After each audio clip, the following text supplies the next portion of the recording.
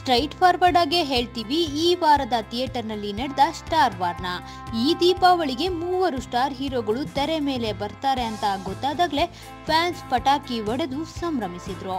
ಹೀಗಾಗಿ ಮುಕುಂದ ಮುರಾರಿ ಸೇರಿ ಸಂತುಗೆ ಟಕ್ಕರ್ ಕೊಡ್ತಾರಾ ಅಥವಾ ಸಂತೂನ ಸ್ಟ್ರೈಟ್ ಹಿಟ್ಗೆ ಮುಕುಂದ ಮುರಾರಿ ಮಂಕ್ ಆಗ್ಬಿಡ್ತಾರಾ ನೋಡ್ಬೇಕು ಅಂತಿದ್ರು ಗಾಂಧಿನಗರದ ಮಂದಿ. ಅದ್ರಂತೆ ಸಿನಿಮಾಗಳು ದೀಪಾವಳಿ ಹಬ್ಬಕ್ಕೆ ಪಟಾಕಿ ಸದ್ದಿನಂತೆ ಧಾಮ್ ಧೂಮ್ ಆಗಿ ರಿಲೀಸ್ ಆಗಿವೆ.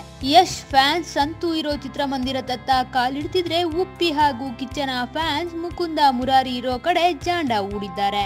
ವಿಶೇಷ ಅಂದ್ರೆ ಈ 2 ಸಿನಿಮಾಗಳು ರೀಮೇಕ್ ಆಗಿದ್ದು 2 ಚಿತ್ರಗಳನ್ನ ಪ್ರೇಕ್ಷಕ ಮಹಾಪ್ರಭುಗಳು ಅಪ್ಪಿಕೊಂಡಿದ್ದಾರೆ. ಹೌದು, ಬಲಿಪಾಡ್ಯಂಗೆ ಯಾರು ಬಲಿಯಾಗ್ತಾರೆ ಅಂತ ಎದುರು ನೋಡ್ತಿದ್ದ ಈ 3 ಸ್ಟಾರ್ಗಳ ಫ್ಯಾನ್ಸ್ ಈಗ ಜೊತೆ ಸೇರಿ ಪಟಾಕಿಯನ್ನ ಹಚ್ಚುತ್ತಿದ್ದಾರಂತೆ.